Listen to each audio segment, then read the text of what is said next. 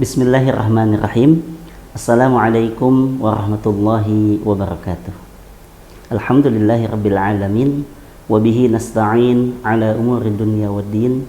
Wassalatu wassalamu ala asyrafil anbiya'i wal mursalin sayyidina Muhammadin wa ala alihi wa ashabihi ajma'in. Rabbi shrah li sadri wa yassir li amri wahlul 'uqdatam min lisani yafqahu qawli. Amma ba'd. Sobat Gama yang dirahmati Allah Subhanahu wa taala, puji syukur kita panjatkan kehadirat Allah Subhanahu wa taala. Alhamdulillah kita masih diberikan nikmat sehat, nikmat iman, nikmat Islam, nikmat amal soleh, sehingga kita bisa mengisi hari-hari di bulan suci Ramadan ini dengan ibadah. Mudah-mudahan segala ibadah yang kita lakukan di bulan suci ini semuanya diterima dan dilipat gandakan ganjaran pahalanya oleh Allah Subhanahu wa taala. Amin ya Allah ya rabbal alamin. Salawat beserta salam tetap tercurah limpahkan kepada junjungan kita baginda Nabi Muhammad sallallahu alaihi wasallam.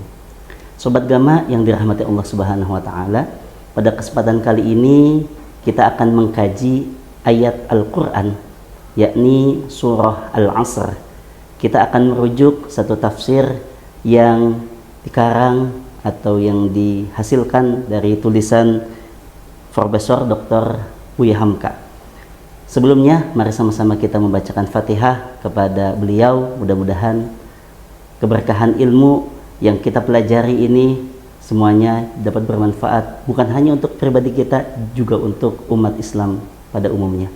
Ala hadhihi niyyah wa la kulli niyatin shalihah bil barakah wal karamah umul Quran. Al-Fatihah. A'udzu billahi minasyaitonir rajim. Bismillahirrahmanirrahim. Alhamdulillahirabbil alamin arrahmanir rahim maliki yaumiddin. Iyyaka na'budu wa iyyaka nasta'in. Ihdinas siratal mustaqim. Siratal ladzina an'amta 'alaihim ghairil maghdubi 'alaihim waladdallin. Sobat Gama yang dirahmati Allah Subhanahu wa taala, pada kali ini kita akan mengkaji Quran surah Al-Asr. Surah ke-103 yang Allah turunkan setelah turunnya surah Al-Jin. Berisi 3 ayat yang ini memuat bagaimana panduan kita untuk menjalani kehidupan ke depan. Allah Subhanahu wa taala berfirman, A'udzu billahi minasyaitonir rajim. Wal 'asr innal insana lafi khusr illa alladhina amanu wa 'amilus salihati wa tawasaw bil haqqi wa tawasaw bis sabr. Wal 'asr, kata al-'asr ini menunjukkan bahwa al-asr ini menunjukkan sebuah waktu. Kalimat waw di dalam kalimat al-asr ini menunjukkan adalah qasam, artinya Allah bersumpah dengan nama al-asr. Kalimat di dalam bahasa Arab di mana jika diawali dengan alif lam itu menunjukkan bahwa keseluruhan. Al-asr dimaknai oleh Syekh Muhammad Abduh bahwa ini menunjukkan waktu yang sore. Mengapa demikian? Karena Quran yang diturunkan ketika itu membicarakan tentang satu kebiasaan orang-orang Arab di waktu sore. Apa itu kebiasaannya? Kebiasaan mereka di waktu sore itu bersantai-santai, bercengkrama dengan teman, sehingga banyak waktu yang digunakan di waktu itu tidak bermanfaat. Di waktu asar inilah mereka banyak menggunakan untuk saling membangga-banggakan diri, sehingga bagi orang yang direndahkan mengutuk waktu ini. Maka Allah berfirman wal 'asr, demi waktu asar. Artinya manusia harus bisa menggunakan waktu asar ini dengan sebaik-baiknya. Ini satu tafsir. Kemudian tafsir yang lain mengatakan bahwa al-'asr di sini dimaknai dengan kata masa. Masa muda, masa tua, masa hidup, masa meninggal. Masa inilah setiap orang akan mengalaminya. Maka Allah berfirman wal 'asri, demi masa. Maka jagalah masa itu. Ketika kita masih diberikan masa, maka kita isi masa itu dengan 4 hal yang nanti akan diterangkan dengan ayat berikutnya. Ayat selanjutnya adalah innal insana lafi khusrin. Kalimat inna di dalam ayat ini menunjukkan litaukid, untuk menguatkan kalimat. Ya. Sesungguhnya al-insan, kalimat insan juga diawali dengan alif lam. Ini menunjukkan bahwa keseluruhan manusia. Tapi kalimat insan ini memang spesifik kepada kegiatan manusianya. Jadi al-insan ini yang ditunjukkan oleh ayat ini adalah aktivitas kita sebagai manusia. Innal insan, sesungguhnya aktivitas-aktivitas manusia itu lafi khusrin. Lamnya ini juga adalah lam taukid, untuk menguatkan kalimat. Maka tidak boleh lamnya dibaca panjang. Jika dibaca panjang maka akan merubah makna di dalam ayat Al-Quran. La dibaca pendek bermakna sesungguhnya, sedangkan la dibaca panjang bermakna tidak. Kalimat ini la fi khusrin berarti benar-benar manusia itu dalam kerugian.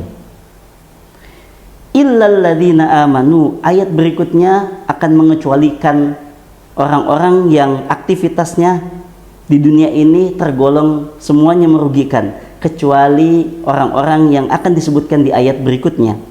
Yang pertama adalah illal ladzina amanu, kecuali orang-orang yang beriman. Orang-orang yang percaya bahwa kehidupan ini semuanya adalah anugerah dari Allah Subhanahu wa taala. Tidaklah seorang itu beriman, tidaklah seorang itu memeluk agama Islam kecuali memang semuanya ditakdirkan oleh Allah Subhanahu wa taala. Jadi yang pertama adalah orang yang tidak termasuk ke dalam golongan orang yang rugi adalah orang yang beriman kepada Allah Subhanahu wa taala. Betapapun orang itu amalnya banyak tetapi tidak beriman, maka tidak akan diterima oleh Allah Subhanahu wa taala. Maka iman adalah kunci pertama untuk mendapatkan keridhaan dari Allah Subhanahu wa taala. Yang kedua adalah wa amilus shalihat, dan beramal soleh, bekerja yang baik dan berfaedah. Sinar iman yang tadi dipaparkan di kalimat yang sebelumnya, yang telah tumbuh di dalam jiwa dan menjadi keyakinan, dengan sendirinya akan menimbulkan perbuatan yang baik. Kalau kita beramal soleh di masa hidup, namun setelah kita mati, kenangan kita akan tetap hidup dan bertumbuh sepanjang masa. Kadang-kadang kenangan hidup itu lebih lama daripada kehidupan jasmani kita sendiri. Selanjutnya, golongan ketiga yang terhindar dari golongan orang-orang yang merugi, yaitu watawasau bil haqqi, orang-orang yang saling berpesan dengan kebenaran. Hidup kita memang hidup yang bermasyarakat, bukan hidup nafsi-nafsi, bukan hidup sendiri-sendiri. Karena hidup nafsi-nafsi adalah hidup yang sangat rugi. Maka hubungannya adalah hubungan tali kasih dan tali sayang dengan sesama manusia. Memberi peringatan agar tetap ke jalan yang benar. Dan yang keempat, orang yang tergolong tidak akan merugi, yaitu watawasau bis sabr, orang yang saling berpesan dalam kesabaran.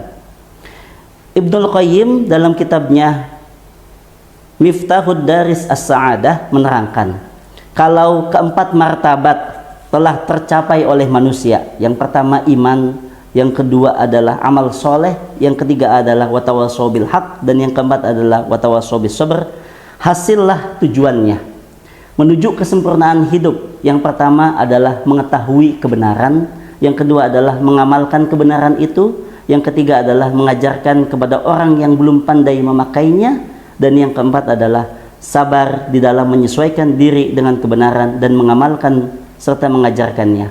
Jelaslah susunan yang empat itu di dalam surah ini. Sahabat Gama yang dirahmati Allah Subhanahu wa taala, dalam sebuah hadis Rasulullah bersabda bahwa seorang mukmin itu selalu dihinggapi dengan dua kebahagiaan. Bila dia diberikan kebaikan oleh Allah Subhanahu wa taala, maka dia bersyukur kepada Allah dan itu baik baginya. Dan bila dia diberikan ujian oleh Allah, kemudian dia bersabar, maka itu baik baginya.